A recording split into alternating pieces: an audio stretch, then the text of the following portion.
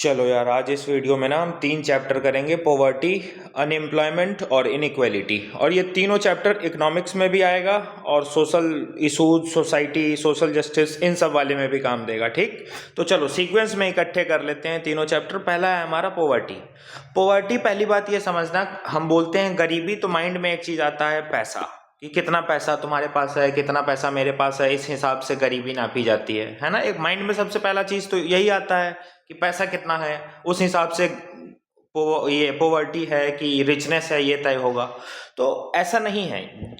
सिर्फ अगर हम पैसे को देखकर गरीबी को तय करें ना, तो उसको हम यूनिडायमेंशनल पॉवर्टी कहते हैं। इस पे आएंगे। अब हम डायरेक्ट यहाँ से यहाँ कनेक्टिविटी इसलिए करा रहे हैं क्योंकि तुमको हम बता ही रहे हैं कि पॉवर्टी जो है वो मल्टी डायमेंशनल कॉन्सेप्ट है। सिर्फ पैसे को नहीं देखा जाता है पॉवर्टी में, हम बहुत सारी चीज़ों को देखते हैं, मल्टी डायमेंशनल चीज़ों को देखते हैं। जैसे कि एक आदमी के पास अगर पैसे नहीं है, इसका ये मतलब है कि उसके पास बेसिक हेल्थ भी नहीं है, एजुकेशन भी नहीं है, घर भी नहीं है, खाना भी नहीं है, और बेसिक जो फैसिलिटीज़, हाइजीन नहीं है, हाइजीन उसके नेबरहुड में नहीं है।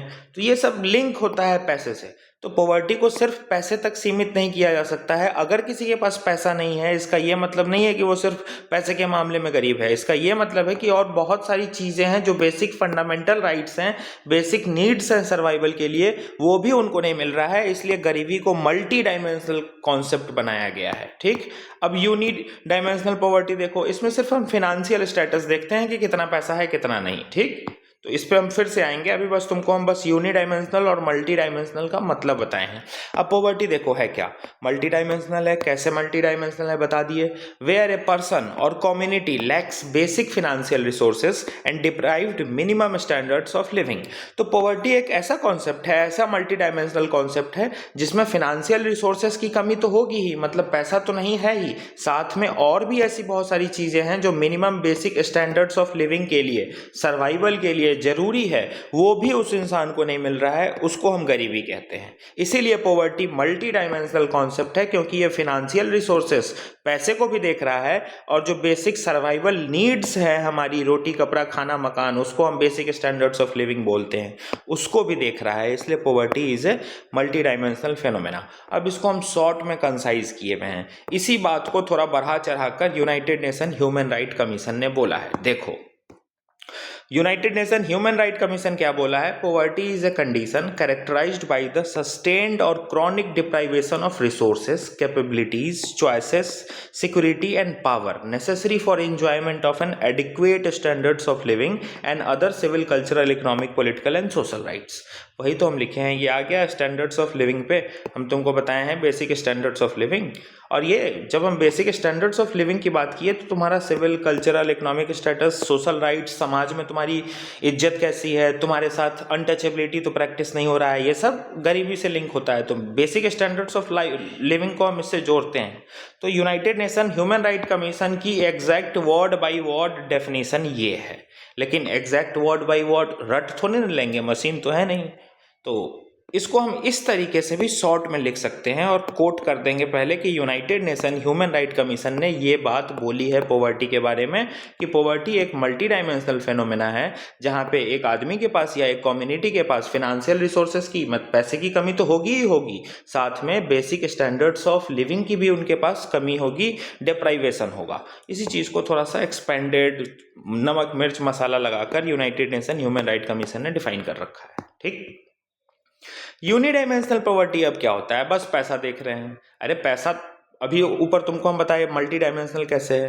तो यूनिडायमेंशनल पॉवर्टी वैसा होता है जो सिर्फ पैसे की बात करता है। अब वर्ल्ड बैंक की हम बात करें ना, तो वर्ल्ड बैंक एक नंबर फिक्स किए हुआ है। जैसे कि देखो, पहले उसने 2.15 यूएस डॉलर तय किया था, मतलब 2.15 यूएस डॉलर अगर कोई इंसान डेली कमा रहा है ना, इससे ज़्यादा, तो वो गरीब नहीं कहलाएगा, और अगर 2.15 से कम कमा रहा है तो वो गरीब कहलाएगा। ऐसा वर्ल्ड बैंक ने बनाया था, लेकिन अब ये 2.15 वाले को अपडेट कर दिया है। अब अपडेटेड याद रखना $3 है। ठीक, तो वर्ल्ड बैंक के हिसाब से एक इंसान अगर डेली $3 कमा ले रहा है या $3 से ज्यादा कमा रहा है तो वो गरीब नहीं है। और अगर $3 या $3 से कम कमा रहा है, मतलब सॉरी, $3 से अगर वो कम कमा रहा है तो वो गरीब कहलाएगा। ठीक, यहाँ कंफ्यूज मत होना, ये पुराना वाला तो भूल ही जाओ, पता नहीं क्यों लिख दिए हैं, अपडेटेड बस याद रखो। वर्ल्ड बैंक ने एक नंबर डिसाइड कर रखा है, मतलब एक अमाउंट डिसाइड कर रखा है। वो अमाउंट कितना है? $3 पर डे। ठीक, तो अगर कोई इंसान $3 या $3 से ज़्यादा हर एक दिन कमा रहा है तो वो गरीब नहीं है, और अगर कोई इंसान $3 से कम कमा रहा है पर डे तो वो गरीब कहलाएगा। $3 जो है वो उसका बेंचमार्क लाइन है, और इसी को ग्लोबल पॉवर्टी लाइन भी हम बोलते हैं। वर्ल्ड बैंक ने यही क्राइटेरिया दे रखा है अमीर और गरीब नापने का। गरीब उसको कहता है वर्ल्ड बैंक जिसकी कमाई एक दिन की $3 से कम है, वो इंसान गरीब है। ठीक, और ये सिर्फ यूनिडायमेंशनल वे में देख रहा है, और multi dimensional aspects of poverty को ये नहीं देख रहा है, ये वाला जो आंकड़ा है। ठीक, ये बस फिनेंशियल चीज़ों को देख रहा है। अब मल्टी डायमेंशनल कॉन्सेप्ट पे आ जाओ। मल्टी डायमेंशनल कॉन्सेप्ट को क्या देख रहा है, कौन देख रहा है? तो एक पॉवर्टी इंडेक्स तुमने देखा होगा, मल्टी डायमेंशनल पॉवर्टी इंडेक्स खूब रहता है न्यूज़ में, अभी करा देंगे, करंट भी हम इसमें डाल दिए हैं।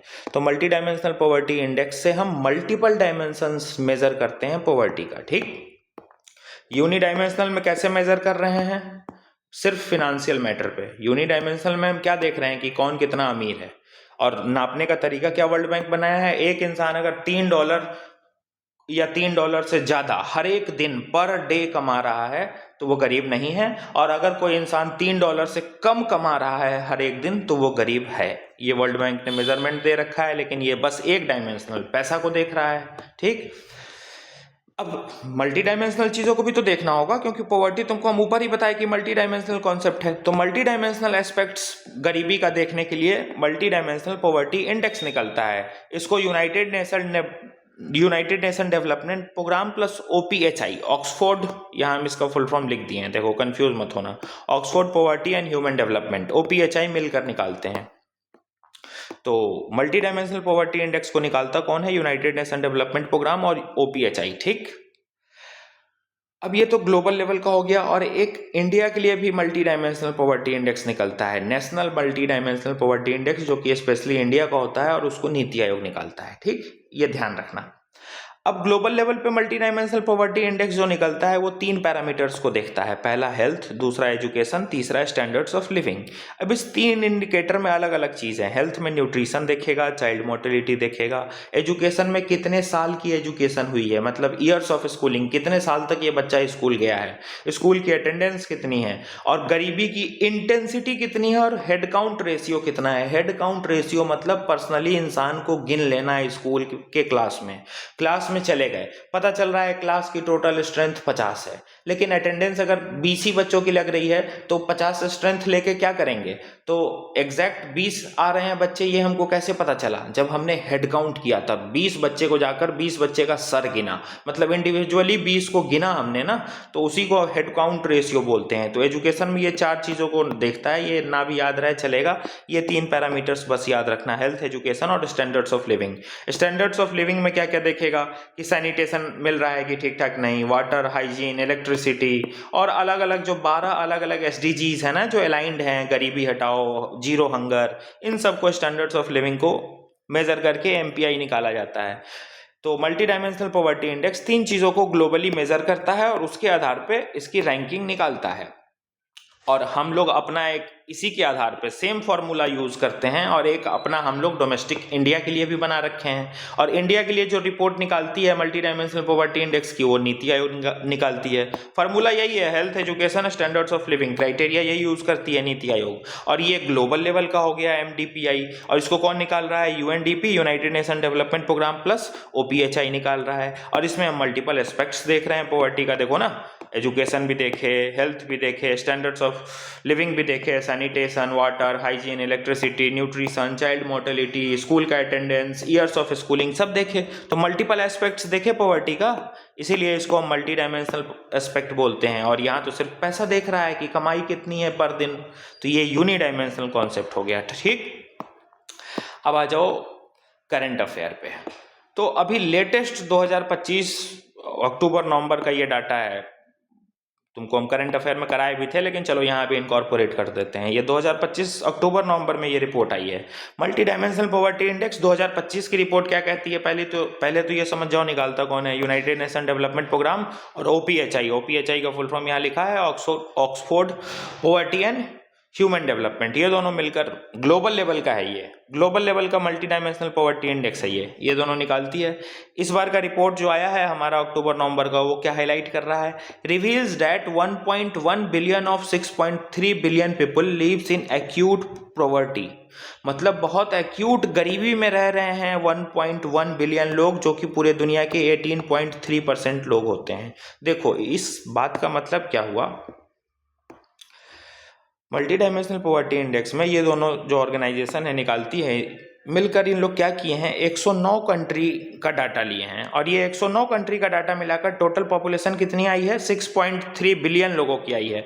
मतलब 109 कंट्री में इतने लोग रह रहे हैं, और 6.3 बिलियन में से 1.1 बिलियन लोग गरीबी में हैं, एक्यूट गरीबी में हैं, ठीक, जो कि 18.3% है ग्लोबल लेवल का। ये बताना चाह रहा है 2025 का multi dimensional poverty index global level पे।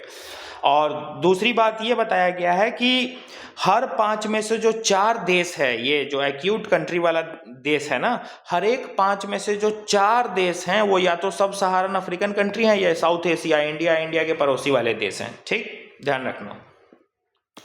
ये तो ग्लोबल लेवल का तुमको हम रिपोर्ट बता दिए। अब इंडिया के लेवल पे आ जाओ, तो इंडिया के लेवल पे नीति आयोग निकालता है। इंडिया के लेवल पे हमारा इंप्रूवमेंट हुआ है, कमेंडेबल इंप्रूवमेंट हुआ है, बहुत अच्छी इंप्रूवमेंट हुई है, गरीबी कम हुआ है। आज से 10 साल पहले 29.17% गरीबी थी, आज से 10 साल बाद मतलब आज के डेट में 11.28% गरीबी हो गई है। देखो ये 10 साल का डिफरेंस, 2023 तक का लेटेस्ट इन्फॉर्मेशन तुमको हम बता दिए, ये नीति आयोग की रिपोर्ट कहती है, जो कि इंडिया के लिए उसका मल्टी डायमेंशनल पॉवर्टी इंडेक्स निकालती है। ग्लोबल लेवल का भी तुमको बता दिए। अब पॉवर्टी के रीजंस क्या क्या हैं, पॉवर्टी के रीजंस देखो, हिस्टोरिकल रीजन, अंग्रेज हमारी सोने की चिड़िया को लूट कर लेकर चले गए, तो एक तो कॉलोनियल डिप्रेशन है, जिससे कि गरीबी वो शुरुआत से रूट्स में चली गई, हमारा वेल्थ ड्रेन हो गया, ड्रेनेज ऑफ वेल्थ हम पढ़ते हैं ना दादा भाई नौरोजी का कॉन्सेप्ट मॉडर्न हिस्ट्री में, तो ड्रेन ऑफ वेल्थ पढ़े ही हैं। तो हिस्टोरिकल रीजन भी है पॉवर्टी का। अंग्रेजों ने सोने की चिड़िया को विंगलेस बर्ड बना लिया, ये वर्ड यूज कर सकते हैं ना, phrase golden sparrow to wingless bird. India को हम क्या बोलते थे, सोने की चिड़िया, गोल्डन स्पैरो बोलते थे, लेकिन अंग्रेजों ने इनको विंगलेस, मतलब हम इंडिया को विंगलेस बर्ड बना दिया, पूरा उसका पंख ही काट दिया जो उड़ ही नहीं सकती है। तो ये फ्रेज यूज कर सकते हैं, थोड़ा सा अट्रैक्टिव दिखेगा एस्से वगैरह, आंसर वगैरह, ठीक, स्पेशली एस्से वाला पार्ट। तो पहला रीज़न तो पॉवर्टी का यही है। दूसरा reason economic reason, agriculture productivity अभी भी हमारे यहाँ बहुत कम है, अभी भी मैन्युफैक्चरिंग सेक्टर डेवलप नहीं हुआ है उतने अच्छे से, है कि नहीं। तीसरा socio cultural factor, caste system, ये सब भी है। चौथा पॉपुलेशन प्रेशर, इतना ज़्यादा आबादियों का देश है तो गरीबी बढ़ना, रिसोर्सेज के लिए लड़ाई होना ऑब्वियस सी भी चीज़ है। पांचवा करप्शन बहुत ज़्यादा है इंडिया में। छठा लोगों की हेल्थ अच्छी नहीं है, एजुकेशन अच्छा नहीं है, स्किल्स अच्छा नहीं है, अनएम्प्लॉयमेंट बहुत है, इनइक्वलिटी बहुत है, तो ओवरऑल गरीबी बढ़ता है। ये सब रीजंस हैं पॉवर्टी के, ठीक, क्योंकि पॉवर्टी मल्टी डायमेंशनल कॉन्सेप्ट है ना, तो ये सब रीजंस हैं गरीबी के।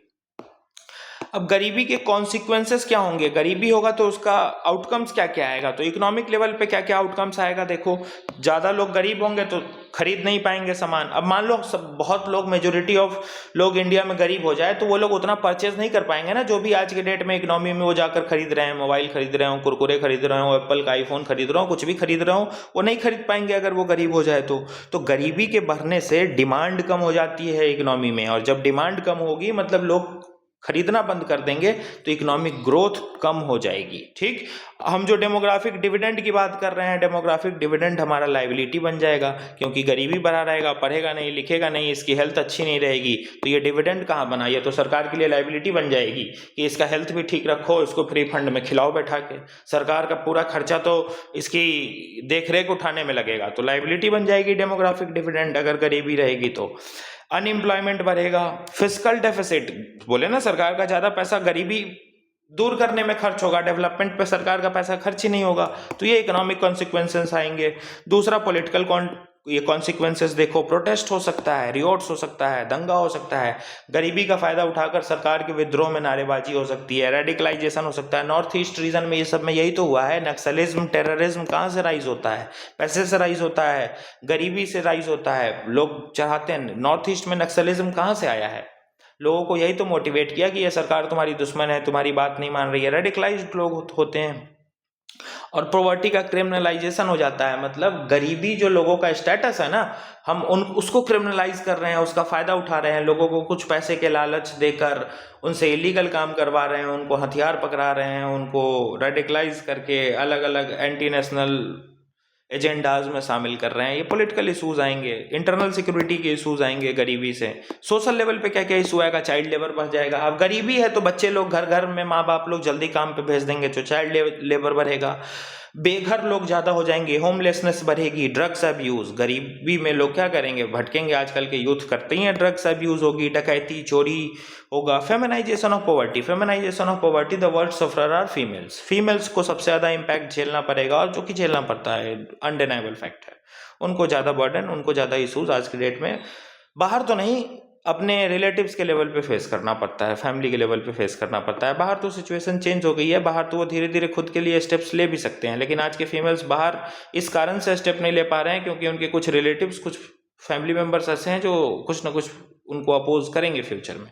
बाहर तो ऐसा एम्पावरमेंट वाला माहौल मिला है फीमेल्स को, उनकी आवाज बोल्ड हुई है, लेकिन जो अभी भी complete surge of feminisation, wave of feminisation हमको नहीं दिखता है, उसका रीजन है पर्सनल। कभी सोचना, अगर कोई भी लड़की ये मेरी बात सुन रही हो तो तुम्हें बाहर उतना डर नहीं लगता होगा किसी को जवाब देने में, जितना ये सोच कर डर लगता होगा कि घर पे बात पता चल जाएगी कि अरे छोड़ो ये लफड़े में है। कोई कुछ कमेंट किया, तुम जवाब उसको दे सकती हो, दे भी दोगी, लेकिन माइंड में आता है कि छोड़ो घर पे बात पता चल जाएगा तो मेरा घर से निकलना बंद हो जाएगा, है ना। तो ये कारण है। तो feminisation of poverty, women's are the most sufferer होते हैं, ये डिनाई नहीं कर सकते हैं। गरीबी रहेगा तो भैया खाना नहीं मिलेगा, माल न्यूट्रिशन बढ़ेगी, स्टंटिंग वेस्टिंग बढ़ेगी। स्टंटिंग वेस्टिंग क्या होता है? हाइट ना बढ़ना, वेट ना बढ़ना, यही होता है स्टंटिंग वेस्टिंग। गवर्नमेंट गरीबी दूर करने के लिए क्या क्या काम करेगी? वीवी जी राम जी एक्ट लाई। पहले मनरेगा जो था वही है वीवी जी राम जी एक्ट। यूट्यूब पे सेपरेट वीडियो है, करवाए हुए हैं, और मल्टीपल टाइम करंट अफेयर में भी करवाए हुए हैं। फिनेंशियल इंक्लूजन करेगी, direct benefit transfer, Jan Dhan account, और भी एक्सेट्रा बहुत सारा गवर्नमेंट का स्टेप्स है, तुम लोग जानते हो। पॉवर्टी को लेकर चिपका देना 5-6। अब एक होता है viscous cycle of poverty. Viscous cycle of poverty क्या होता है? लोगों की इनकम बहुत कम है, इनकम बहुत कम है तो उनकी एजुकेशन और स्किल्स अच्छी नहीं हो रही है, एजुकेशन और स्किल्स अच्छी नहीं हो रही है तो उनका एम्प्लॉयमेंट अच्छा नहीं हो रहा है, एम्प्लॉयमेंट अच्छा नहीं हो रहा है तो उनको पैसे नहीं मिल रहे हैं, वो अपना हेल्थ का, फूडिंग हैबिट का, बेसिक लाइवलीहुड का ध्यान नहीं रख पा रहे हैं, जिससे उनकी हेल्थ खराब हो रही है। हेल्थ खराब हो रही है तो अगेन ये लो इनकम का चेन बना हुआ है। तो ये चेन बना रहता है, इसी को पॉवर्टी ट्रैप भी बोलते हैं, कि ये लोग इस चेन से बाहर निकल ही नहीं रहे हैं, इनका अपलिफ्टमेंट हो ही नहीं रहा है, वो इसी सर्कल में घूमते जा रहे हैं। ठीक, इसी को पॉवर्टी ट्रैप या विस्कस साइकिल ऑफ पॉवर्टी कहते हैं। अब टाइप्स ऑफ पुअर देख लो कि गरीब कितने टाइप के होते हैं। तो 3 टाइप के होते हैं। क्रॉनिक पुअर, जो कि हमेशा पॉवर्टी लाइन के नीचे ही रहेंगे। अभी पॉवर्टी लाइन पे आ रहे हैं, क्या होता है, घबराना मत। क्रॉनिक पुअर, जैसे तुमको हम वर्ल्ड का पॉवर्टी लाइन बताए ना, जो वर्ल्ड बैंक कहता है $3 वाला, उसी तरीके से इंडिया का भी कुछ पॉवर्टी लाइन है, अभी हम डिस्कस कर लेते हैं। ठीक, तो टाइप्स ऑफ पुअर, एक क्रॉनिक पुअर होगा जो हमेशा इस पॉवर्टी लाइन के नीचे ही रहेगा, ऑलवेज बिलो पॉवर्टी लाइन, गरीबी रेखा के नीचे ही रहेगा। दूसरा टाइप्स ऑफ पुअर होता है चर्निंग पुअर, जो कभी अंदर आ जाता है कभी बाहर चला जाता है, मतलब कभी गरीबी रेखा के ऊपर चला जाएगा कभी नीचे आएगा, मतलब स्टेबल नहीं है, इसकी सिचुएशन फ्लक्चुएट करते रहती है चर्निंग वाली की, कभी पॉवर्टी लाइन के ऊपर आ गया कभी पॉवर्टी लाइन के नीचे आ गया। ठीक, क्रॉनिक वाला तो हमेशा नीचे ही रहेगा। और एक होता है ट्रांजिएंट पुअर। ट्रांजिएंट पुअर मतलब ज्यादातर तो ये पॉवर्टी लाइन के अबव है, इसकी कंडीशन ठीक है, लेकिन कभी कभी ये नीचे भी आ जाता है, गरीब भी हो जाता है। ठीक, तो ये 3 टाइप के गरीब होते हैं। अब देखो, पॉवर्टी लाइन का कॉन्सेप्ट जो है इंडिया में पहली बार दादा भाई नौरोजी ने दिया था, लेकिन उस टाइम पे भारत जो है वो अंग्रेजों का गुलाम था। मतलब कॉलोनियल इंडिया में, मतलब सीधा वो पूछेगा कि ओवरऑल इंडिया में सबसे पहले पॉवर्टी लाइन का कॉन्सेप्ट किसने दिया, तो दादा भाई नौरोजी ने। लेकिन इंडिपेंडेंट इंडिया में अलग अलग कमिटीज बैठी हैं, ये ध्यान रखना। ठीक, तो सबसे पहले कॉलोनियल इंडिया में दादा भाई नौरोजी ने पॉवर्टी लाइन का कॉन्सेप्ट दिया था, और इनका पॉवर्टी लाइन किस पे बेस्ड था? जेल कॉस्ट ऑफ लिविंग पे। मतलब एक जेल के प्रिजनर पे एक दिन में जितना रुपए खर्च हो रहा है ना उसके खाने पे पीने पे, वही उनका पॉवर्टी लाइन का बेसिक मापदंड था। ठीक, अब पॉवर्टी लाइन डेफिनेशन देखो होता क्या है। डिफाइंस मिनिमम इनकम और consumption level required to sustain a decent standards of living, मतलब एक मिनिमम इनकम या जो कि जरूरी है कि आपके कंजम्पशन के लिए, आपको एक standards decent standards of life जीने के लिए एक मिनिमम इनकम जो कि जरूरी है, उसको हम पॉवर्टी लाइन से डिनोट करते हैं। जैसे वर्ल्ड बैंक ने $3 पर डे बना रखा है, ये मिनिमम अमाउंट है जो कि सर्वाइवल के लिए जरूरी है पर डे। ठीक, ये पॉवर्टी लाइन की डेफिनेशन होती है। अब अलग अलग कमेटी बैठी जो पॉवर्टी लाइन को डिफाइन करने की, उसके लिए क्राइटेरिया बताने के लिए अलग अलग बात कहा। अब तुम खुद सोचो ये कमिटीज कब की बनी हुई है, ये सब कहानी चेंज हो गई है। अब सीधा जो जनरेशनल शिफ्ट आ गया है, अब ये सब कमेटी के आधार पे हम सिचुएशन नहीं देख सकते हैं। आज का जो जनरेशन है ना वो ट्रांसफॉर्म कर गया है, तो ये 90s के रिफॉर्म्स हमारे काम के नहीं है। आज के डेट में पॉवर्टी को एड्रेस करने का कॉन्सेप्ट सीधा अलग हो गया है। आज के डेट में हम विकसित भारत की बात कर रहे हैं तो गरीबी हमारे डिस्कशन का मुद्दा ही नहीं होना चाहिए। अगर अभी भी हम ये खाना कपड़ा और पैसे को गरीबी मांगेंगे तो मानेंगे ना, तो विकसित भारत के सपने से बहुत दूर हैं हम। लेकिन सच्चाई यही है कि गरीबी अभी भी इंडिया में खाना कपड़ा पानी घर की ही है। लेकिन हम बात किसकी कर रहे हैं? हमको डेवलप कहाँ तक होना है, कहाँ तक जाना है? हमको डिजिटल इंक्लूजन लाना है, सबके पास डिजिटल टेक्नोलॉजी का एक्सेस हो, रिन्यूएबल एनर्जी को प्रमोट करना है, इंक्लूसिव डेवलपमेंट को प्रमोट करना है। तो जब ये सब चीज़ कब आएगी? जब बेसिक लोगों के पास खाना कपड़ा घर बेसिक इनकम तो हो। जो लोग पॉवर्टी लाइन के नीचे हैं वो ऊपर तो आए। जैसे कि अगर हम इंडिया की बात कर रहे हैं, एक सेकेंड कहीं तो कराएं, डाटा डाटा कहीं तो था, अरे बताएं ना कि हाँ मल्टी डायमेंशनल वाले में रुकना, ये यहाँ बताए हैं कि सुधार हुआ है, लेकिन अभी भी 11.28% लोग तो गरीब हैं ना। ये तो बेसिक गरीब हैं जो पॉवर्टी लाइन के नीचे आ रहे हैं। ऐसा नीति आयोग बोल रहा है मल्टी डायमेंशनली पुअर है 11%। अब तुम सोचो इंडिया के ओवरऑल 100% में से कितने ऐसे होंगे जो जिनके पास डिजिटल इंक्लूजन नहीं होगा, जिनके पास AI का एक्सेस नहीं होगा, जिनके पास बेसिक हेल्थ नहीं होंगे। बहुत लोग होंगे।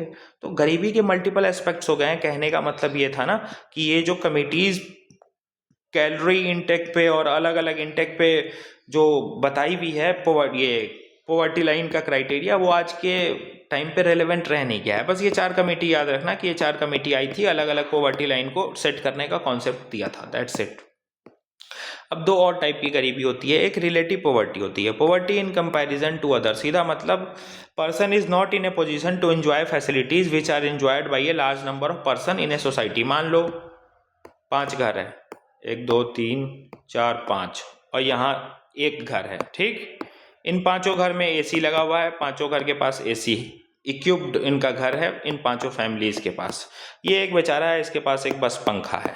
तो ये इन 5 के तुलना में ये जो है ये गरीब हो गया पंखा वाला। इसी को रिलेटिव पॉवर्टी कहते हैं कि जो मेजर लेवल पे 5 फैमिलीज AC एंजॉय कर रही है, वो एक इकलौता इस एरिया का इंसान AC एंजॉय नहीं कर पा रहा है। इसको हम रिलेटिव पॉवर्टी बोलते हैं। पॉवर्टी को हम कंपेयर करते हैं अदर के साथ।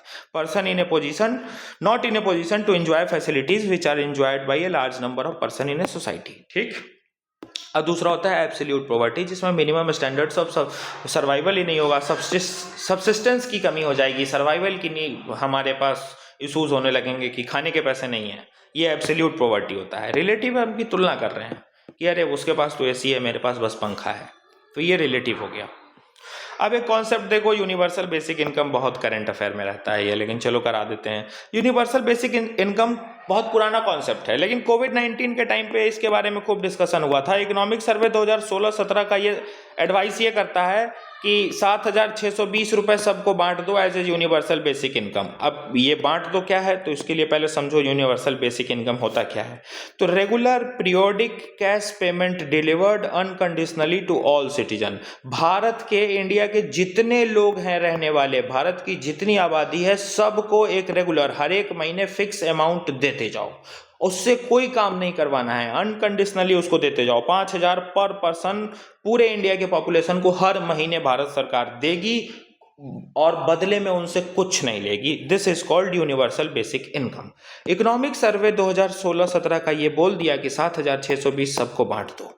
अब यूनिवर्सल बेसिक इनकम के फायदे नुकसान देखो।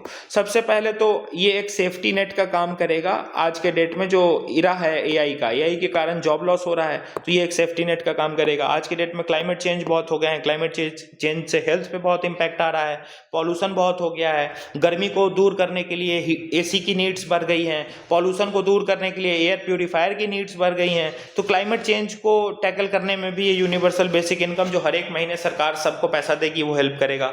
गरीबी को दूर करने में हेल्प करेगा, इकोनॉमिक ग्रोथ कराएगा, क्योंकि लोगों के हाथ में पैसा आएगा तो वो खर्च करेंगे। करप्शन दूर हो जाएगा ना, कि हम फिक्स कर दिए कि हर एक इंसान को इंडिया के हर एक इंसान को उसके अकाउंट में 5-5 हजार रुपए मिल जाएगा। तो अब इसमें ट्रांसपेरेंसी आ गई, सरकार सीधा सारे के अकाउंट में डाल देगी, पेमेंट कर देगी, कोई करप्शन नहीं, मिडिल मैन्स का कॉन्सेप्ट ही खत्म, तो करप्शन खत्म हो जाएगा। सोशल जस्टिस प्रमोट होगा, सोसाइटी में लोग हार्मोनी में आएंगे, पैसे आएंगे तो वेलफेयर होगा। लोगों की अपनी फ्रीडम रहेगी कि वो पैसे कहाँ खर्च करना चाहते हैं, अपने नीड्स के अकॉर्डिंग खर्च करेंगे।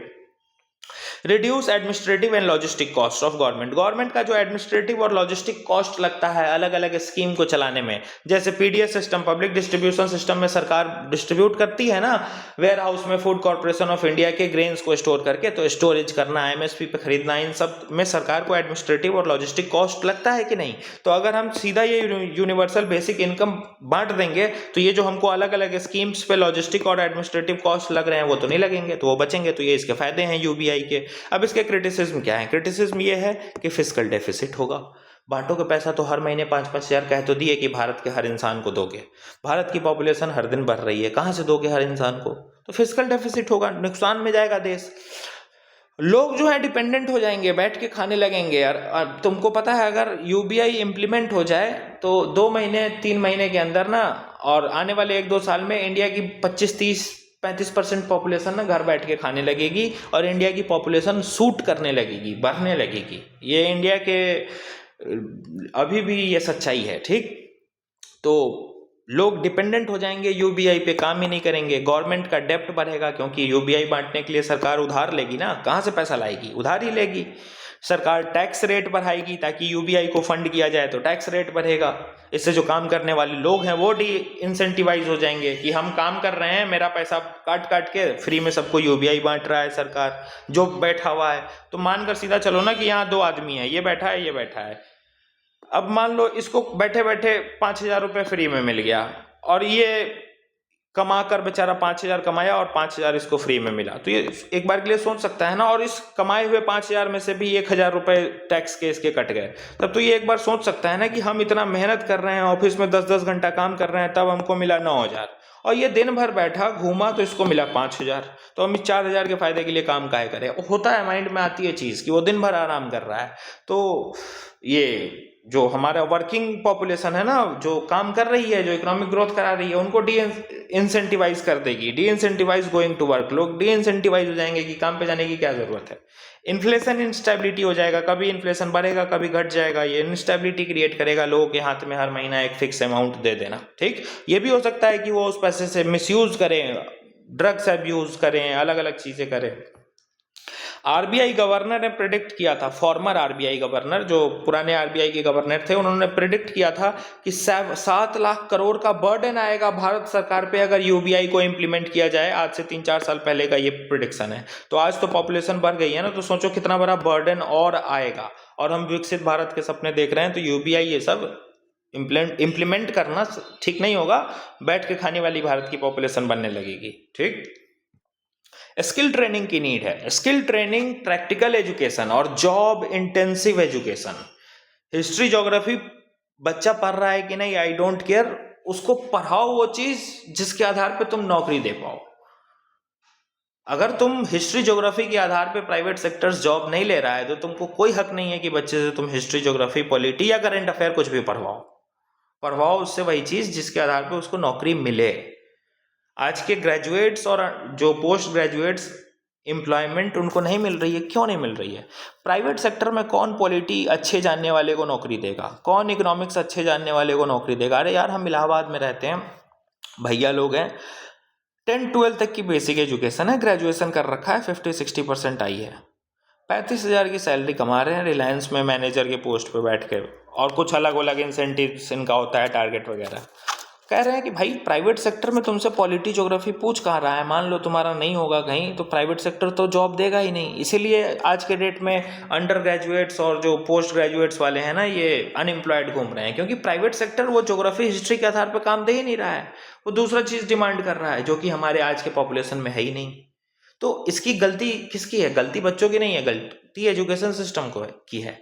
आप जॉब बेस्ड एजुकेशन करवाइए, जिसकी पहल हो भी रही है, सरकार अब काम कर रही है ना कि वो प्राइवेट प्लेयर्स के साथ इंसेंटिवाइज करके अटैच कर रही है और वो प्रोवाइड करती है ना, इंटर्नशिप दिलवा रही है, स्टाइपेंड भी दे रही है। तो धीरे धीरे हो रहा है, इसको मास लेवल पे हमको और रैपिड लेवल पे इम्प्लीमेंट करना होगा। ठीक, एक आखिरी डायमेंशन है पॉवर्टी से रिगार्डिंग कि सरकार इतने काम कर रही है, इतने स्टेप ले रही है, फिर भी गरीबी खत्म क्यों नहीं कर पा रही है? सरकार का सारा प्रोग्राम इनइफेक्टिव क्यों हो जाता है? करप्शन, बहुत ज़्यादा पॉपुलेशन है, वोट बैंक की पॉलिसी चलती है इंडिया में, कोऑर्डिनेशन नहीं होता है सेंटर स्टेट के बीच, और पॉलिसी पैरालाइज हो जाती है। मान लो अभी बीजेपी की सरकार है, बीजेपी की सरकार गिरेगी, कांग्रेस की आ जाएगी, कांग्रेस ये गरीबी वाली योजना को बंद कर देगी, अपना नया ये लेकर आ जाएगी, तो पॉलिसी पैरालिसिस हो जाता है सरकार के बदलने से, और कोई इफेक्टिव मॉनिटरिंग नहीं हो पाती है। इसीलिए despite government schemes, due to these loopholes, the programme remains stagnant and unable to achieve its objectives। ठीक, तो रीजन यही है कि पॉवर्टी एलिवेशन प्रोग्राम सक्सेसफुल क्यों नहीं हो पाता है। ये कुछ रीजंस हैं, ऐसा नहीं है कि एकदम सक्सेसफुल नहीं हो पाता है, लेकिन हाँ, जो इसका टारगेट होता है कंप्लीट 100% इफिशियंसी के साथ उसको अचीव नहीं कर पाता है, इन कमियों के कारण, एडमिनिस्ट्रेटिव ब्यूरोक्रेटिक हर्डल्स के कारण। ये हमारा पॉवर्टी कंप्लीट।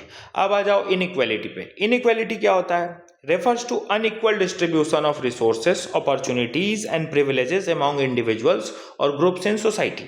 सीधी सी बात है, अनइक्वल डिस्ट्रीब्यूशन, किसी को ज़्यादा मिल गया, किसी को कम मिला, तो ये क्या है? ये इनइक्वालिटी है। तो refers to unequal distribution of resources, कोई भी रिसोर्सेज हो, अपॉर्चुनिटी हो, प्रिविलेजेस हो, एमॉन्ग इंडिविजुअल या फिर group of individual in a society. मतलब हमारे यहाँ आर्टिकल 14 है ना, सबके साथ समान ट्रीटमेंट होगा, अपॉर्चुनिटी सबको इक्वल मिलेगी। हम तो जो मार्जिनलाइज्ड हैं उसको बराबर देने के लिए हम रिजर्वेशन भी दे रहे हैं, तो इनइक्वालिटी को दूर करने के लिए ही हम काम कर रहे हैं। तो ये इसका बेसिक डेफिनेशन हो गया। अब इनइक्वालिटी के भी अलग अलग टाइप्स होते हैं। टाइप्स देखो, एक होता है इकोनॉमिक लेवल की इनइक्वालिटी, जिसमें इनकम डिफरेंस होगा, वेल्थ का डिफरेंस होगा, रिसोर्सेज का डिफरेंस होगा। किसी की पैसे में बहुत ज़्यादा वेल्थ होगी, पैसे बहुत होंगे उसके पास, किसी की कम होगी, तो ये इकोनॉमिक लेवल की इनइक्वालिटी हो गई। एक होती है सोशल लेवल की इनइक्वालिटी, जैसे कि कास्ट, जेंडर, रिलीजन, इथनिसिटी, कि तुम नीचे जाति के हो, तुम ऊंचे जाति के हो, तुम इस जेंडर के हो, मेल हो, फीमेल हो, तुम ट्रांस हो, तुम इस धर्म के हो, ये सब सोशल इनइक्वालिटी है। और एक होता है पॉलिटिकल इनइक्वालिटी, अभी भी फीमेल्स कम है ना हमारे पॉलिटिशियंस, और जो हमारे मेंबर्स होते हैं, एमपीज होते हैं, उसमें फीमेल्स कम है ना, और इसीलिए हमने फीमेल्स के लिए वो representation of females bill pass करा रखा है। और कंडीशन ये है कि सेंसस के बाद उसको लोकसभा में इम्प्लीमेंट कर दिया जाएगा, जो वुमेन को रिजर्वेशन देगा 1/3 लोकसभा में, तो उसके लिए हम लेकर आए हैं। इसीलिए तो अभी भी इंडिया में पॉलिटिकल लेवल की भी इनइक्वालिटी है। तो इनइक्वालिटी के अलग अलग टाइप्स, इकोनॉमिक में पैसा, वेल्थ देखते हैं, सोशल में कास्ट, जेंडर, रिलीजन, ये सब देखते हैं, और पॉलिटिकल में ये देखते हैं कि कितना शेयर है डिसीजन मेकिंग में। तो वुमेन का शेयर नहीं है, तो इनइक्वालिटी हो गया ना। और आज का जो एरा है वो टेक्नोलॉजिकल एरा आ गया है ना, तो इसमें टेक्नोलॉजिकल इक्वलिटी और इनइक्वालिटी भी आ गई है। Digital divide, haves and have not, हम करंट अफेयर में पढ़ते हैं, ये भी आ गया है। ठीक, अब कॉजेज क्या क्या है इनइक्वालिटी का? ग्लोबलाइजेशन, प्राइवेटाइजेशन, लिबरलाइजेशन, ये तीनों इम्पैक्ट किए हैं। कहीं ना कहीं ये बहुत अच्छे चीज़ भी हैं, पूरे वर्ल्ड को ग्लोबलाइज किया है, प्रमोट किया है, इंटीग्रेट किया है। इसके पॉजिटिव्स तो हम बहुत जानते हैं, लेकिन जब हम निगेटिव इम्पैक्ट इसके पढ़ते हैं, ग्लोबलाइजेशन, प्राइवेटाइजेशन और लिबरलाइजेशन का, तो इसके निगेटिव कॉन्सिक्वेंसेस भी आते हैं। कैपिटलिस्ट क्लास का गेन कराया है इसने, एलपीजी रिफॉर्म्स ने, जो ग्लोबल लेवल पे हुए थे। तो कैपिटलिस्ट इकोनॉमी का सर्ज हुआ है, सोसाइटी में फ्रेगमेंटेशन ज़्यादा हुई है, इनइक्वालिटी बढ़ी है, अमीर और गरीब के बीच का जो डिस्टेंस है वो बढ़ा है, अनइक्वल डिस्ट्रीब्यूशन ऑफ वेल्थ हुआ है, ये एक कॉजेज है। कास्ट, पैट्रियार्की, वो जो हमारे यहाँ पैट्रियार्की वाली सोसाइटी चलती है ना, मेल डोमिनेंट सोसाइटी, वो है। फिर से डिस्क्रिमिनेशन, जाति के आधार पे तुम ऊपर के जात को नीचे के जात को ऐसे करके, ये सब इनइक्वालिटी का कारण है। और कोलोनियलिज्म और फ्यूडलिज्म दोनों, फ्यूडलिज्म ये सब क्या है, वेल्थ पावर रिसोर्सेज सबको इलीट के हैं, मतलब इलीट्स एक ग्रुप होता है जो कि हम कहते हैं, ब्रिटेन में का ये कॉन्सेप्ट है, ब्रिटेन में इलीट क्लास हम बोलते हैं जब इंडस्ट्रियल रिवॉल्यूशन पढ़ते हैं तो वो लोग बहुत रिच क्लास, कैपिटलिस्ट पर्सन्स जिसको हम बोलते हैं, जो बहुत अमीर, एकदम टॉप वाइट कॉलर पर्सन्स जिसको हम बोलते हैं ना, जैसे अंबानी अडानी, वो हो गए। फ्यूडल्स वो होते हैं। तो कोलोनियलिज्म, अंग्रेजों ने सबसे पहले इनइक्वालिटी भी किया यहाँ कर, अंग्रेज कितना ज़्यादा वो करते थे, डिस्क्रिमिनेशन करते थे, कितना ज़्यादा टॉर्चर करते थे। और ये फ्यूडलिज्म, लैंड लॉर्ड्स का concepts, power in fewer hand, राजा महाराजा, ये सब इनइक्वालिटी के रीजंस हैं। टैक्स पॉलिसीज भी सरकार की हैं, जैसे कि जीएसटी को क्रिटिसाइज किया जाता है कि ये अनइक्वल टैक्स है। कैसे?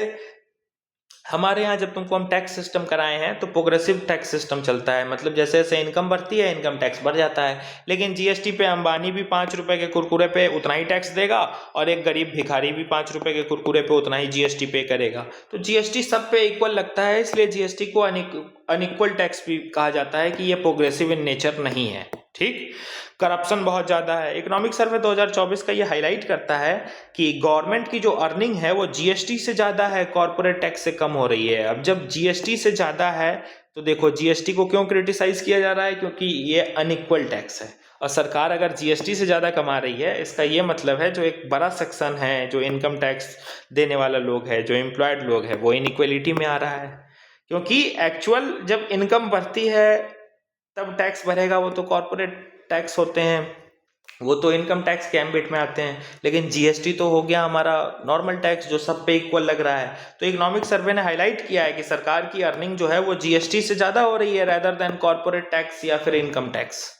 मतलब इनडायरेक्ट टैक्स से सरकार की कमाई ज़्यादा हो रही है और जीएसटी तो अनइक्वल टैक्स है अपने आप में। जबकि सरकार की ज़्यादा कमाई किससे? कॉर्पोरेट टैक्स से होनी चाहिए ना, अंबानी के प्रॉफिट से होनी चाहिए ना। तो सरकार की ज़्यादा कमाई जीएसटी से हो रही है, अंबानी की कमाई से कम हो रही है, मतलब अंबानी को कम टैक्स भरना पड़ रहा है। और जीएसटी को तो सबको बराबर लग रहा है, इसीलिए ये लिंकेज दिया था इकोनॉमिक सर्वे ने और जीएसटी का। तो ये 2025 में भी डिबेट में था जो तुमको हम बता दिए। रीजनल डिस्पैरिटी बहुत है, मतलब देखो ना, जैसे कि एक शहर है तुम्हारा यूपी ही है, तो यूपी के कुछ पॉज सिटीज हैं जो बहुत डेवलप हैं, कुछ छोटे छोटे एरियाज अभी भी हैं जो उतने डेवलप नहीं है, तो ये रीजनल डिस्पैरिटी हो गया। ठीक। अब कॉन्सिक्वेंसेस देख लो इनइक्वालिटी का, वही सोशल अनरेस्ट होगा, कॉन्फ्लिक्ट होगा, सोसाइटी में एक्सक्लूजन आएगी, इकोनॉमिक ग्रोथ कमेगा, क्राइम्स बढ़ेंगे, गरीबी बढ़ेगी, पोलराइजेशन बढ़ जाएगा, हेल्थ अच्छी नहीं रहेगी, मोर्टेलिटी रेट, मृत्यु दर बढ़ने लगेगा, इरोजन होगा, मिसट्रस्ट होगा, मतलब इरोजन ऑफ मिसट्रस्ट और डेमोक्रेटिक इंस्टीट्यूशंस, मतलब लोगों का भरोसा सरकार पर से उठेगा और सरकार पर से जब लोगों का भरोसा उठ जाएगा, मतलब ये सरकार हमारे लिए कुछ काम नहीं कर रही है, खाना नहीं दे रही है, पानी नहीं दे रही है, तो वो लोग मोबिलाइज फिर रेडिकलाइज इजीली हो जाएंगे। कोई भी एंटी नेशनल ग्रुप उनको थोड़े से पैसे के लालच देकर सरकार के खिलाफ भड़का कर प्रोटेस्ट वगैरह करवाते हैं। तो ये गरीबी, इनइक्वालिटी एक मेजर सोर्स है क्राइम का, और ये इंटरजेनरेशनल साइकिल है, मतलब जो एक बार इनइक्वालिटी की चपेट में आता है वो फंसा रहता है इसी इनइक्वालिटी के चपेट में। जैसे विस्कस साइकिल ऑफ पॉवर्टी की है ना, वैसे इंटरजेनरेशनल साइकिल है कि चलते जाता है, जल्दी अपलिफ्टमेंट हो नहीं पाती है। गवर्नमेंट स्टेप्स क्या क्या ले रही है, तो सरकार वुमेन रिप्रेजेंटेशन बिल लेकर आई है, सेंसस के बाद इंप्लीमेंट हो जाएगा, जो कि फीमेल को रिप्रेजेंटेशन देगा, जिससे पॉलिटिकल इक्वलिटी आएगी। अफर्मेटिव एक्शन सरकार लेती है, रिजर्वेशन पॉलिसी है ना एफआर में, फंडामेंटल राइट में, तो सरकार के अफर्मेटिव एक्शंस हैं। वेलफेयर स्कीम सरकार अलग अलग लाती है। ठीक। लेकिन इनके इम्प्लीमेंटेशन में चैलेंजेस आते हैं, वही करप्शन, लोगों को अवेयरनेस नहीं है, कोऑर्डिनेशन नहीं है सेंटर स्टेट में, अच्छे से सही से फंडिंग नहीं हो पाती है, रिसोर्स की कमी होती है, सही से मॉनिटरिंग नहीं हो पाती है, सही से जो लोग इम्प्लीमेंटिंग एजेंसी हैं वो अकाउंटेबिलिटी नहीं लेते हैं, और टॉप टू बॉटम अप्रोच हमारा है डिसीजन मेकिंग का। जबकि होना क्या चाहिए, बॉटम टू टॉप होना चाहिए, नीचे से ग्रास रूट लेवल से काम होना चाहिए। ब्यूरोक्रेटिक डिलेज बहुत ज़्यादा है, और करप्शन, लीकेज ऑफ फंड, 100 रुपये आए तो 40 रुपये तो करप्शन में चले गए, 60 ही रुपये से काम हो रहा है। इसको लीक करना बोलते हैं कि 40 रुपये करप्शन में लीक कर गया। अब सॉल्यूशन क्या देंगे, तो टैक्स सिस्टम प्रोग्रेसिव हो, मतलब जैसे जैसे इनकम बढ़े वैसे वैसे टैक्स बढ़े, जॉब क्रिएशन हो, स्किल और एजुकेशन हो, इंक्लूसिव पॉलिसी हो, रीजनल डिस्पैरिटी को एड्रेस करेंगे, रेगुलर ओवरसाइट बनाए रखेंगे, इफेक्टिव इंप्लीमेंटेशन करेंगे वेलफेयर स्कीम्स का, और डिजिटल डिवाइड को एड्रेस करेंगे। दैट्स इट, इनइक्वालिटी खत्म। आ जाओ तीसरा चैप्टर, अनएम्प्लॉयमेंट। अनएम्प्लॉयमेंट सीधी सी बात, बेरोजगारी को हम बोलते हैं। तो अनएम्प्लॉयमेंट क्या है, एक सिचुएशन है इन विच a person who is willing to work at existing wage rate doesn't get job। Unemployment किसको बोलते हैं, उस इंसान को हम अनएम्प्लॉयड बोलेंगे जो काम ढूंढ रहा है लेकिन उसको काम मिल नहीं रहा है। आज का जो वेज रेट है, सैलरी है, इन्फ्लेशन रेट है, उस रेट पे वो काम ढूंढ रहा है कि दो हम करना चाहते हैं लेकिन उसको काम नहीं मिल रहा है, तो वो इंसान जो होगा वो अनएम्प्लॉयड कहलाएगा।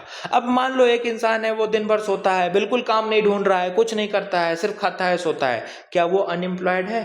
नहीं, वो अनएम्प्लॉयड नहीं है, वो सिर्फ एक लाइबिलिटी है सरकार की।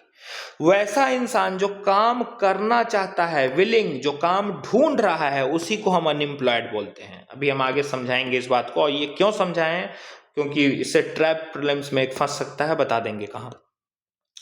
अब ये तो तुमको समझ में आ गया अनएम्प्लॉयमेंट क्या होता है। अब अनएम्प्लॉयमेंट किसको बोलेंगे, वैसे इंसान को जो काम ढूंढ रहा है लेकिन उसको काम मिल नहीं रहा है, वैसा उसी को अनएम्प्लॉयड इंसान हम बोलेंगे जो काम ढूंढ रहा है लेकिन उसको मिल नहीं रहा है।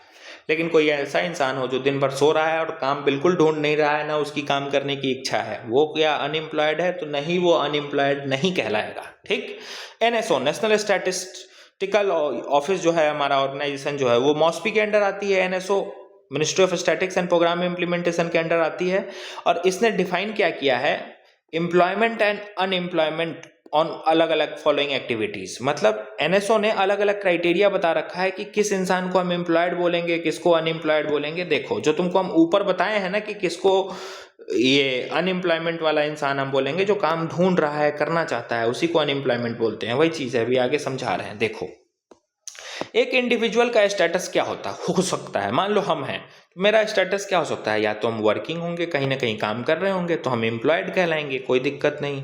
दूसरा स्टेटस क्या हो सकता है कि नहीं, मेरे पास काम नहीं है, हम सीख कर रहे हैं, मतलब काम ढूंढ रहे हैं, और काम करने के लिए हम खुद अवेलेबल हैं। सीकिंग मतलब ढूंढना, और अवेलेबल मतलब हाँ, I am there to do work, मतलब हम काम करने के लिए रेडी हैं, ढूंढ भी रहे हैं, तैयार भी रहे हैं, अवेलेबल भी हैं कि बस मिले हम काम अभी से करना शुरू कर देंगे, हम चाहते हैं जॉब लेना, तो वो अनएम्प्लॉयड कहलाएगा।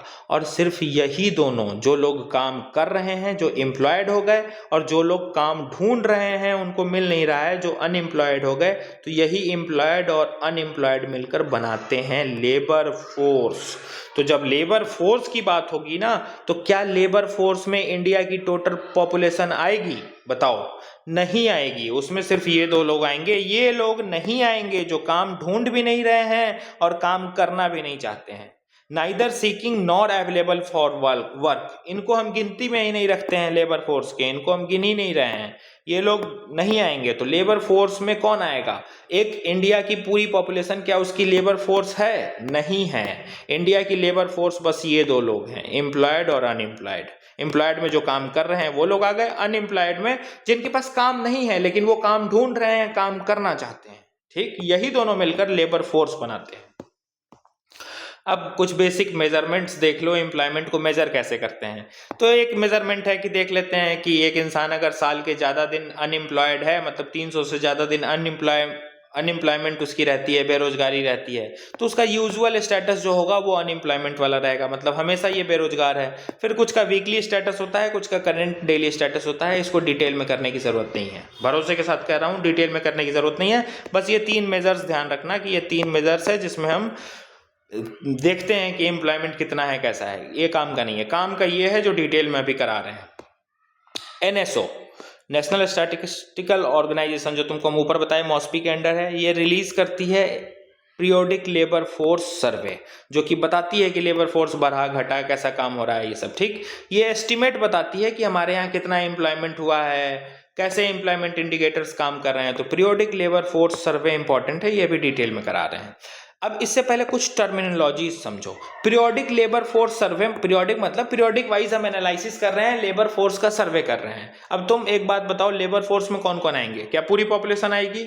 नहीं आएगी। वैसे लोग जो सिर्फ खा रहे हैं, सो रहे हैं, ना काम ढूंढ रहे हैं, ना काम करना चाहते हैं, उनको तो गिनती से पहले बाहर निकाल दो। जैसे ही बाहर निकालोगे बच कौन से लोग जाएंगे? जो काम या तो कर रहे हैं या फिर जो काम ढूंढ रहे हैं, करना चाहते हैं, वही एम्प्लॉयड और अनएम्प्लॉयड, वही दोनों मिलकर लेबर फोर्स बनाते हैं। ये क्लियर हो गया, ये ध्यान रखना। इसी लेबर फोर्स का एक सर्वे ग्लोबल लेवल पे करता है, इंडिया के लेवल पे करता है एनएसओ। वो सर्वे क्या है तुमको हम आगे बताएंगे, उससे पहले कुछ टर्मिनोलॉजीज देखो।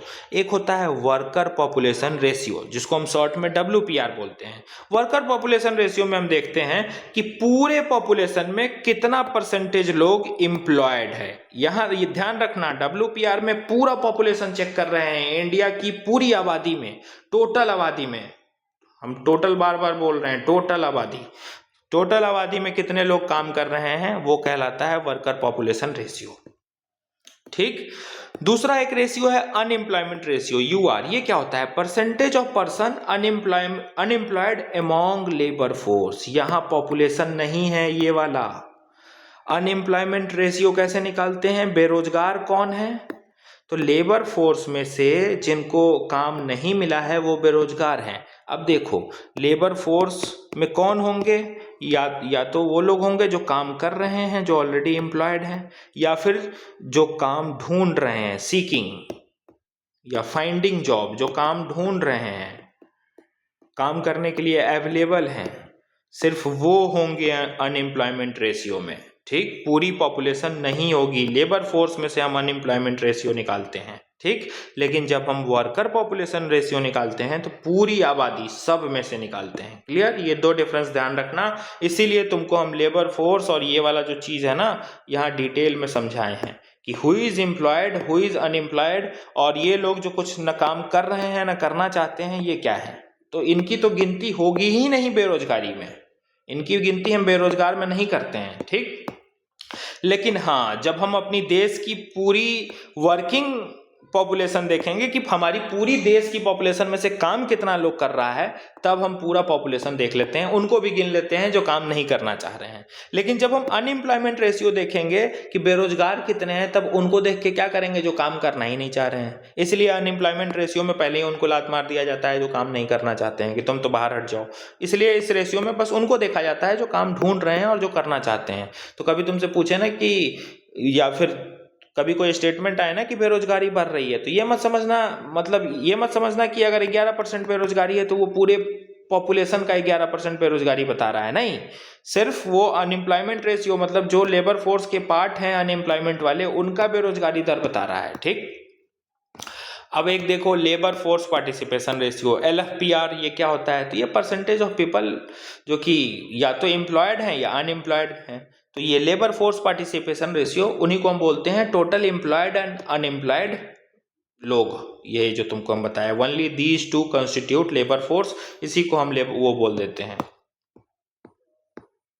लेबर फोर्स पार्टिसिपेशन रेशियो, कि हमारे पास कितना LFPR है। तो टोटल LFPR हमारे पास यही लोग हैं, ये जो काम कर रहे हैं ऑलरेडी और ये जो लोग काम करने के लिए तैयार हैं। तो टोटल हमारे लेबर फोर्स पार्टिसिपेशन रेशियो यही है। ठीक। यहां से एक क्वेश्चन ट्रैप बन सकता है कि labour force participation ratio constitutes the total population of India. बताओ सही है कि गलत? गलत है। लेबर फोर्स में सिर्फ एम्प्लॉयड और अनएम्प्लॉयड देख रहे हैं, इनको नहीं देख रहे हैं। ठीक। लेकिन जब वर्कर पॉपुलेशन रेशियो निकालेंगे ना, तब पूरी देश की पॉपुलेशन देखेंगे कि पूरे देश में से कितने लोग हमारे काम कर रहे हैं, वर्किंग में हैं, WPR जो तुमको हम बताए। ठीक। लेकिन जब बेरोजगारी निकालेंगे तो सिर्फ लेबर फोर्स में से बेरोजगार को निकालते हैं। LFPR बता ही दिए, एम्प्लॉयड और अनएम्प्लॉयमेंट की जो पॉपुलेशन होगी उनको बोलेंगे, जो लेबर फोर्स हमारा बना रहा है ऊपर। अब 2025 का करंट अफेयर देख लो। लेबर फोर्स, ये दिसंबर का एग्जैक्ट तुमको हम 2025 का डाटा बता रहे हैं। दिसंबर का 2025 का पीरियोडिक लेबर फोर्स सर्वे का, जो कि इंपॉर्टेंट है, ये मेजरमेंट इंपॉर्टेंट है। एक सेकंड रुकना, हम तुमको बताया ना कि ये तीनों उतना ध्यान देने की जरूरत नहीं है, ये ध्यान से करना। ये जितना कराए हैं ना, इसी से सवाल आते हैं, ऑलरेडी PYQ प्रीलिम्स में भी आ चुके हैं, तो ये ध्यान से करना। तो 2025 का जो डाटा है लेबर फोर्स सर्वे का, वो देखो क्या कहता है कि जो लेबर फोर्स पार्टिसिपेशन रेशियो है इंडिया का, वो बढ़ा है 55.8% हो गया है। फीमेल लेबर फोर्स पार्टिसिपेशन मतलब फीमेल का भी पार्टिसिपेशन बढ़ा है, 34.9 हो गया। वर्कर पॉपुलेशन रेशियो 53.1 हो गया। अनएम्प्लॉयमेंट रेशियो मतलब बेरोजगारी कम हुआ है, गांव में 4% है, शहर में 6.7%। ठीक, सेल्फ एम्प्लॉयमेंट भी बढ़ा है, रूरल लेवल पे 63.2% हुआ है, अर्बन लेवल पे 3.7% एरियाज में सेल्फ एम्प्लॉयमेंट आए हैं। रूरल लेवल में 58.5% लोग एग्रीकल्चर में एम्प्लॉयड हैं और अर्बन रीजन में 61.9% टर्शियरी सेक्टर जिनको हम सर्विस सेक्टर कहते हैं उसमें एम्प्लॉयड हैं, और ये एग्रीकल्चर प्राइमरी सेक्टर हो गया। तो गांव की इकोनॉमी में अभी भी प्राइमरी सेक्टर एक इंपॉर्टेंट रोल प्ले करता है, हम जानते हैं, सेक्टर्स ऑफ इकोनॉमी पढ़े हैं ना, प्राइमरी सेकेंडरी टर्शियरी। ठीक, और ये जितना इंक्रीज दिखा रहा है ना, ये पॉपुलेशन 15+ है। ठीक, 15 साल से ऊपर के लोगों को इसमें गिनकर ये पॉपुलेशन बनाया गया है, मतलब ये रेशियो परसेंटेज बनाया गया है। ठीक, तो ये 2025 का तुमको डाटा करा दिए। अब कुछ टाइप्स ऑफ अनएम्प्लॉयमेंट देख लो। अनएम्प्लॉयमेंट का भी अलग अलग टाइप होता है। एक होता है फ्रिक्शनल, फ्रिक्शनल को हम वॉलेंट्री अनएम्प्लॉयमेंट भी कहते हैं, मतलब हम अपने मर्जी से बेरोजगार हुए हैं। जैसे कि दो जॉब हैं, जॉब ए है, जॉब बी है। हम एक जी नाम का इंसान है, जैसे कि मान लो ये हम जॉब ए कर रहे हैं, इस कंपनी में काम कर रहे हैं, लेकिन हमको पता चला कि नहीं जॉब बी ज़्यादा अच्छा फ़ायदा दे रही है, तो हम जॉब ए में रिज़ाइन दिए और जॉब बी में एप्लीकेशन फाइल किए कि हम काम करना चाहते हैं। अब ये पूरा एप्लीकेशन का प्रोसेस, सबमिट होना, इंटरव्यू होना जब तक हुआ ना, तब तक 15 से 20 दिन तक हम बेरोजगार थे। तो ये 15 से 20 दिन का जो मेरा बेरोजगारी का पीरियड था ना, यही फ्रिक्शनल अनएम्प्लॉयमेंट कहलाएगा। कि जॉब स्विच, एक जॉब से दूसरी जॉब को स्विच करने में जो 15-20 दिन का आपका प्रोसीजरल डिले था, वो आपका फ्रिक्शनल अनएम्प्लॉयमेंट हो गया। इसलिए हम इसको कहते हैं कि ये वॉलेंट्री है, अपने मन से इंसान बेरोजगार हुआ है। ठीक, दूसरा स्ट्रक्चरल एम्प्लॉयमेंट। स्ट्रक्चरल एम्प्लॉयमेंट मतलब जॉब की डिमांड तो कुछ है, लेकिन आपके पास वो स्किल ही नहीं है, तो स्किल और जॉब डिमांड के बीच मिसमैच हो जाने को हम स्ट्रक्चरल एम्प्लॉयमेंट बोलते हैं। तीसरा होता है साइक्लिकल। साइक्लिकल मतलब रिसेशन के टाइम पे जॉब चली जाएगी, बूम के टाइम जॉब आ जाएगी। अब जो मेरा इन्फ्लेशन नहीं पढ़े हो, मतलब मेरा क्या इन द सेंस, जो इन्फ्लेशन नहीं पढ़े हो उसको रिसेशन बूम नहीं समझ में आया होगा।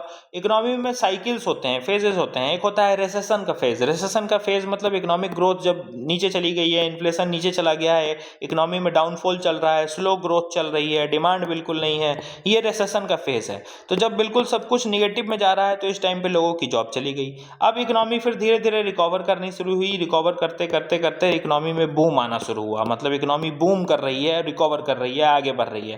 तो जैसे ही इकोनॉमी बूम कर रही है, बूस्ट कर रही है, तो लोगों को जॉब मिल रहा है। तो ऐसे लोग जो रिसेशन के टाइम पे बेरोजगार हो जाते हैं, और जब बूम होता है तो उनको रोजगार मिल जाता है, ऐसे को हम साइक्लिकल अनएम्प्लॉयमेंट कहते हैं। एक होता है सीजनल, सीजन के कारण, जैसे कि कंस्ट्रक्शन वर्कर्स, जिस दिन दिहाड़ी का काम मिलेगा उस दिन काम मिलेगा, बरसात के मौसम में इन लोगों का काम रुक जाता है, सीजनल एम्प्लॉयमेंट है, ये अनएम्प्लॉयमेंट है। आज के डेट में टेक्नोलॉजिकल अनएम्प्लॉयमेंट भी आ गया है, एआई के कारण जॉब लॉस। एक होता है डिस्गाइज्ड अनएम्प्लॉयमेंट। इसको हम पढ़ाने का तरीका मेरा अलग था, हम डिस्गाइज्ड अनएम्प्लॉयमेंट को अलग तरीके से पढ़ाते थे आज से पहले, लेकिन पहली बार तरीका बदला है। तुम लोग को समझ में नहीं आएगा, जिसको समझना हो अगर वो सुनेगा तो समझ जाएगा। ठीक, इग्नोर करना। डिस्गाइज्ड अनएम्प्लॉयमेंट का सीधा मतलब क्या होता है, काम 2 ही लोगों का था लेकिन उलझ गए 5 लोग। ठीक, more people are employed then need. एक ही लोगों का काम है, 4 लोग मिलकर क्या कर रहे हो वहां? अरे एक लोगों का तो काम है, तुम लोग 4 लोग क्या टाइम पास कर रहे हो वहां? एक लोग करके आओ, बाकी 3 लोग हटो वहां से, दूसरा काम करो। This is called disguised unemployment. समझ में आ गया होगा। ठीक, फिर होता है employment, unemployment trap. Unemployment trap क्या होता है, एक ऐसा सिचुएशन है जहाँ पे बेरोजगारी के कारण जो सरकार अलग अलग फ़ायदा इनको देती है ना, इस फ़ायदे के लालच में ये डिस्करेज हो जाते हैं कि अब तो बेरोजगारी है, ठीक है, काम करने की ज़रूरत क्या है, सरकार फ़ायदा दे ही रही है, पीडीएस में खाना दे ही रही है, काम मत करो। तो अनएम्प्लॉयमेंट ट्रैप यही होता है। फिर होता है एक informalisation of Indian workforce. Informalisation मतलब हम types of unemployment current affair में कितनी बार कराए हैं, फॉर्मल सेक्टर, इनफॉर्मल सेक्टर।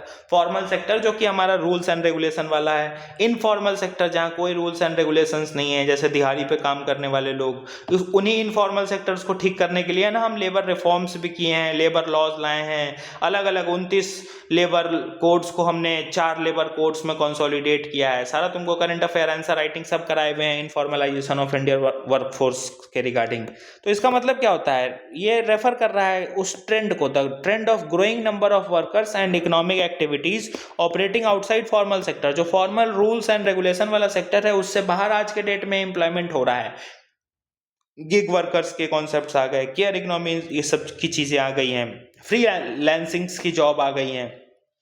तो इंडिया में इनफॉर्मल सेक्टर का डोमिनेंस बढ़ते जा रहा है, 90% डोमिनेंस इनफॉर्मल सेक्टर का हो रहा है, और ये करीब करीब इंडिया के हाफ है जीडीपी का। तो गवर्नमेंट को इनको प्रोटेक्ट करने की जरूरत है। गवर्नमेंट कैसे प्रोटेक्ट कर रही है, लेबर लॉज क्या वाला आ रही है, सब करंट अफेयर में कराए हैं, आंसर राइटिंग किए हो।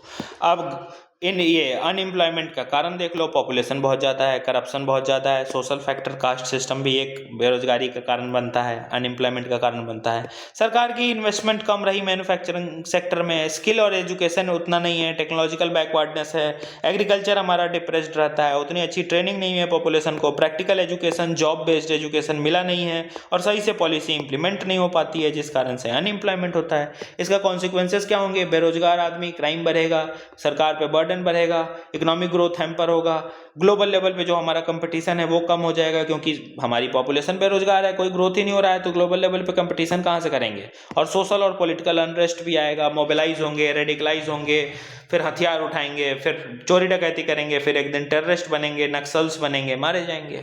ठीक, उसके बाद फिर पॉवर्टी, इनइक्वालिटी तो बढ़ेगी ही बढ़ेगी बेरोजगारी से। ठीक, अब गवर्नमेंट क्या क्या स्टेप्स ले रही है इनफॉर्मल सेक्टर को ठीक करने के लिए, तो Atal pension Yojana, labour reforms etcetera, government steps to tackle unemployment. I think तुम लोग बहुत जानते हो, हम बहुत बताए भी हैं कि गवर्नमेंट बेरोजगारी को ठीक करने के लिए क्या क्या काम कर रही है, क्या क्या स्किल ट्रेनिंग की काम कर रही है। मोटा मोटी स्ट्रक्चर हम करा दिए, 3 चैप्टर कराए हैं जो कि इकोनॉमिक्स, सोशल जस्टिस, सोसाइटी, सब में काम देगा।